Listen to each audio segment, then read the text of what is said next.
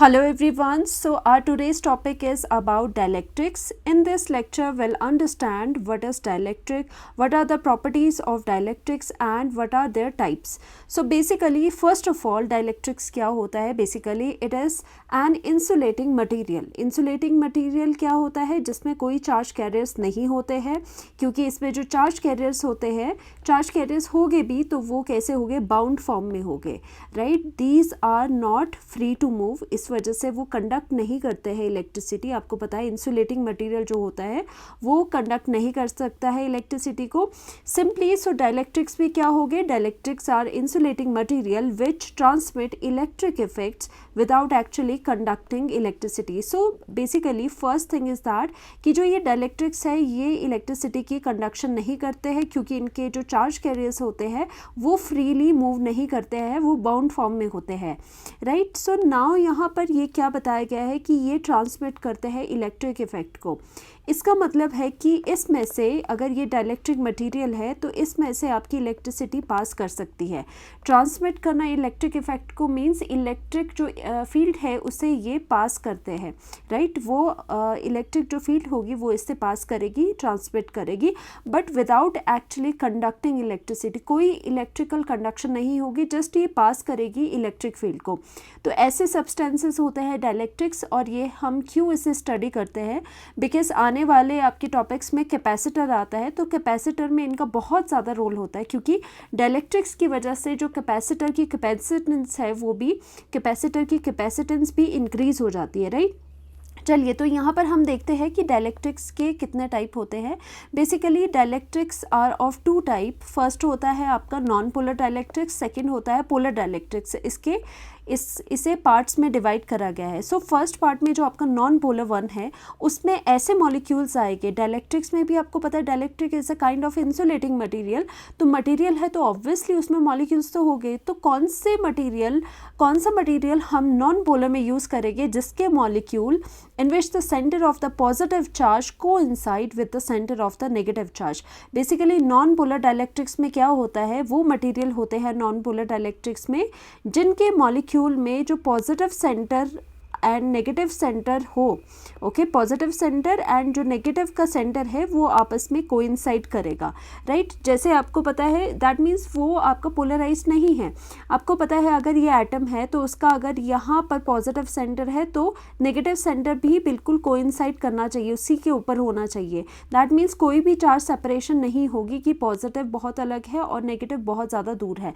ऐसी सेपरेशन इसमें नहीं होती है. सो आप बेसिकली इसका जो डेफिनेशन है वो लर्न कर सकते हो कि नॉन पोलर डाइलेक्ट्रिक्स में क्या होता है कि centre of the positive charge coincide with the centre of the negative charge, right? For examples आपको लर्न होने चाहिए हर टाइप के. तो वो नॉन पोलर डाइलेक्ट्रिक्स कौन से होते हैं? CO2, CH4 and O2 etcetera, right? तो इसमें नोट क्या आएगा आपका कि हमें कैसे पता कि नॉन पोलर कौन सा है? वैसे तो केमिस्ट्री में भी आप करते हो, हर जगह पोलर नॉन पोलर आपको फिगर आउट करना आ जाता होगा, बट फिर भी these molecules are symmetric in shape. इनकी जो शेप होती है वो सिमेट्रिकल होती है. जैसे CO2 है वो आपको पता है क्या होता है, C double bond O double bond O, ये सिमेट्रिकल होता है. इस वजह से इसमें क्या होता है, जो डाइपोल है वो कैंसिल आउट हो जाते हैं. CH4 भी सिमेट्रिकल है, O2 भी सिमेट्रिकल है, राइट? तो एक ये नोट हम इससे डिफ्रेंशिएट करने के लिए यूज़ कर सकते हैं.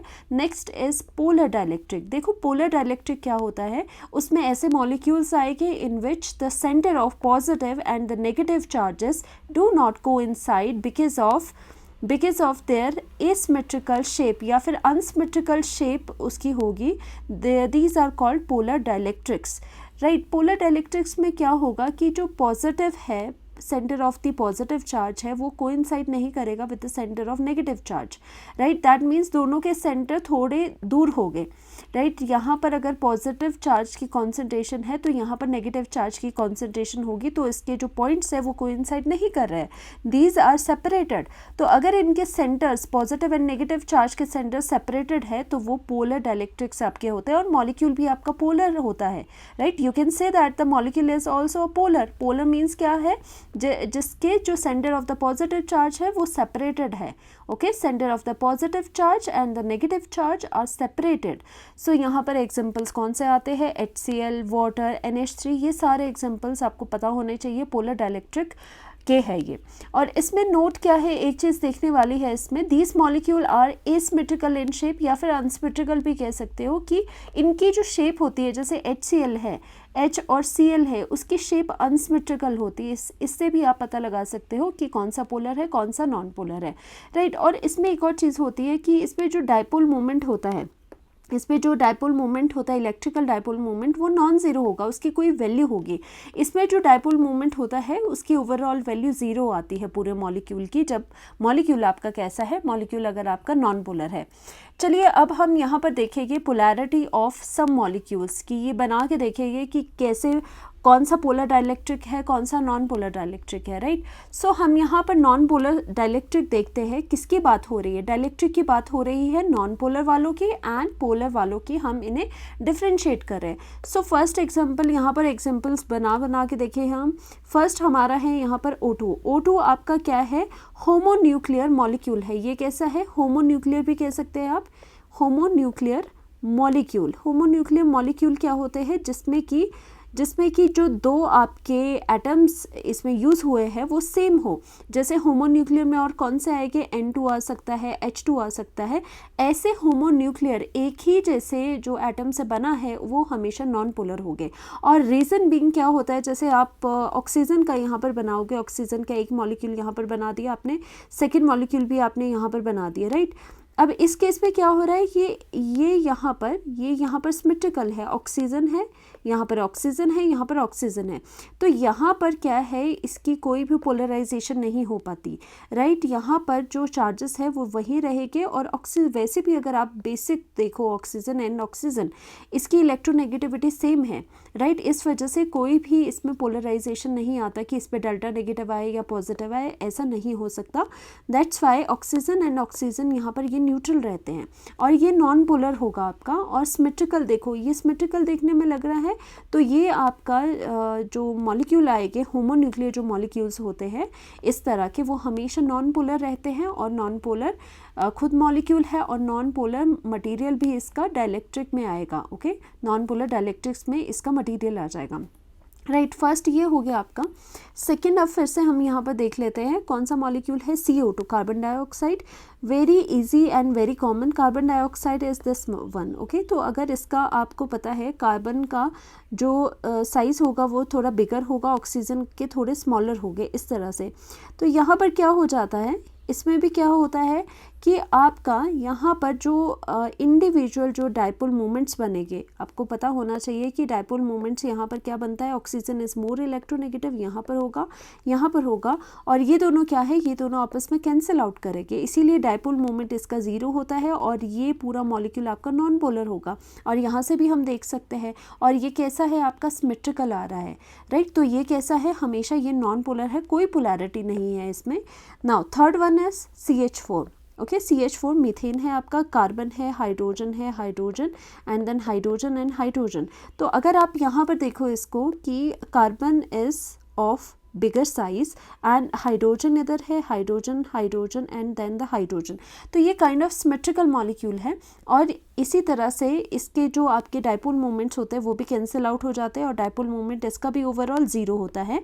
Hence it is a non polar molecule, also a non polar dielectric. तो ये कैसा है, नॉन पोलर है और इस पर dipole moment is also zero.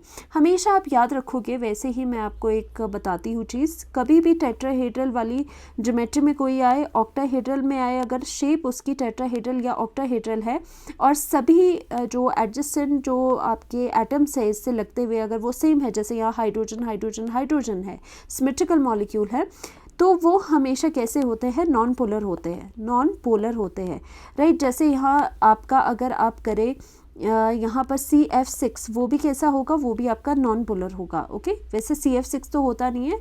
कोई भी आप ऑक्टाहेड्रल कंपाउंड देखिए, उसमें अगर आपके साथ लगने वाले जो एटम्स है वो सेम है, दैट मीन्स अगर सिमेट्रिकल है आपके पास कोई मॉलिक्यूल, तो वो कैसा होता है, नॉन पोलर होता है हमेशा, और वो नॉन पोलर डाइलेक्ट्रिक में आएगा।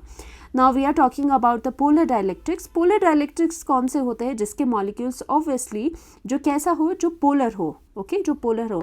और पोलर में हमने क्या करा था, अगर हम यहाँ पर देखें, पोलर में क्या है कि पॉजिटिव एंड नेगेटिव जो चार्जेस के जो सेंटर है वो कोइंसाइड नहीं करते. ओके, वो कोइंसाइड नहीं करते. और नॉन कैंसिल ऑफ डाइपोल, उसमें डाइपोल भी कैंसिल नहीं होता, डाइपोल रिजाइड करता है. For example, if we have suppose HCl is one of the example for the non-polar dielectric. H और Cl हम यहाँ पर देखें तो वैसे ही अगर इलेक्ट्रोनेगेटिविटी से देखना है तो ये डेल्टा नेगेटिव है, ये डेल्टा पॉजिटिव है. क्लोरीन आपका ज़्यादा इलेक्ट्रोनेगेटिव है, इसकी वजह से यहाँ पर पोलैरिटी इधर को चले गई है. That means there is a separation of charge, distortion आई है, पॉजिटिव इधर रह गया है, नेगेटिव इधर आया है.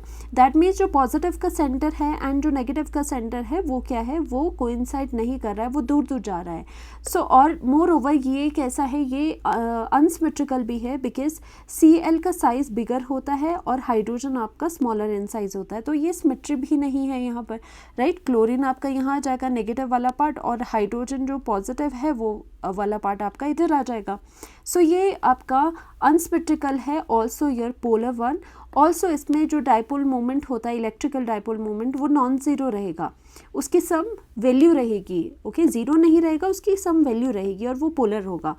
ऐसे ही वाटर जो होता है वो भी आपका पोलर रहता है. वाटर का क्या शेप है आपका, इस तरह से होता है और इसमें 2 लोन पेयर, आपको पता होगा तो 2 लोन पेयर इस तरह से होते हैं. अगर इसका शेप देखें आप तो ऑक्सीजन है यहाँ पर हाइड्रोजन है, यहाँ पर हाइड्रोजन है आपका, राइट. अब इसमें क्या होता है, यहाँ पर जो इलेक्ट्रिकल डाइपोल है, यहाँ पर इस तरह से डाइपोल मोमेंट्स इस तरह से वो यहाँ पे आते हैं और वो कैंसल आउट नहीं होते, इसीलिए इसका जो इलेक्ट्रिकल डाइपोल मोमेंट है वो भी आपका नॉन ज़ीरो होगा, राइट. इस वजह से ये पोलर है, पोलर डाइलेक्ट्रिक है.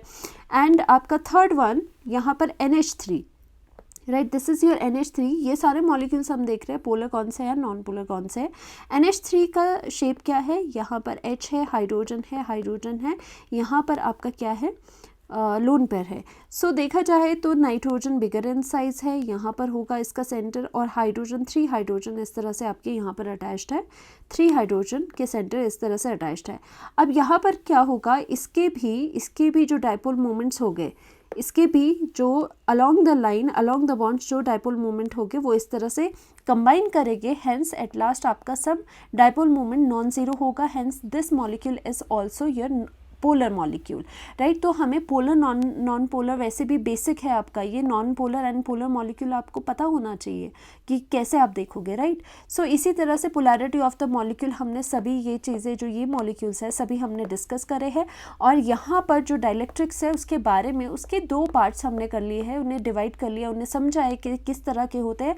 और डाइलेक्ट्रिक में जब हम बता रहे हैं it is an insulating material. So example क्या है कि इसके जैसे माइका हो गया, क्वार्ट्स हो गया, ग्लास हो गया, these all are dielectric mediums, right. Dielectrics basically insulating material है. अगर हम इसकी और बात करें, डाइलेक्ट्रिक मीडियम की अगर हम और बात करें तो डाइलेक्ट्रिक एक्चुअल में क्या होता है, सबसे पहली बात जो डाइलेक्ट्रिक होता है वो कहाँ यूज़ होता है, आगे हम करेंगे. जो कैपेसिटर्स होते हैं उनकी प्लेट्स के बीच में सपोज करिए अगर हम डाइलेक्ट्रिक ये वाला मटेरियल रख देते हैं तो उस जो कैपेसिटर की कैपेसिटेंस है वो इंक्रीज़ हो जाती है.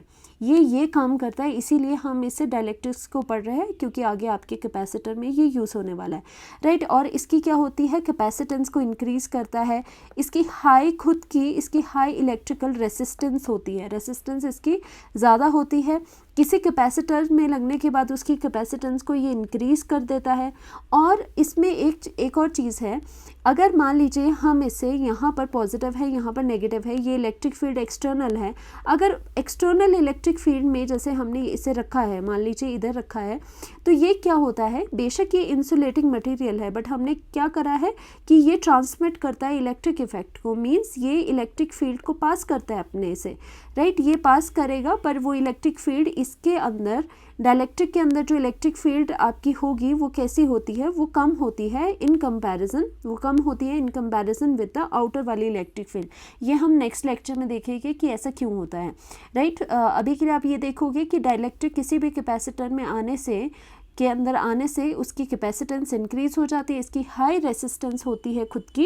एंड ऑल्सो ये क्या करता है, ये स्टोर करता है इलेक्ट्रिकल एनर्जी. तभी हम इसे पढ़ रहे हैं, ये इलेक्ट्रिकल एनर्जी को स्टोर करता है, okay, without conducting any current, क्योंकि करंट तो ये कंडक्ट नहीं करेगा, बट ये electrical energy inside the capacitor store करता है। इसीलिए इसका बहुत यूज़ है, इसीलिए हम यहाँ पर डाइलेक्ट्रिक के बारे में पढ़ रहे हैं, क्योंकि जो बहुत अच्छी प्रॉपर्टी है डाइलेक्ट्रिक की, फर्स्ट ऑफ ऑल ये इंसुलेटिंग मटेरियल होता है, तो इस वजह से आपका जो करंट है वो कंडक्ट नहीं करेगा, ओके, इंसुलेटिंग मटेरियल है। दूसरा क्या है कि आपका ये इलेक्ट्रिक करंट को ट्रांसमिट करता है, इलेक्ट्रिक करंट को अपने में से पास करता है, और खुद पोलराइजेशन होने की कैपेसिटी है इसकी, राइट, पोलराइजेशन हो जाती है। सबसे मेन जो प्रॉपर्टी है ओवरऑल डाइलेक्ट्रिक्स की वो क्या है कि ये इसकी under the influence of electric field इसकी पोलराइजेशन हो जाती है।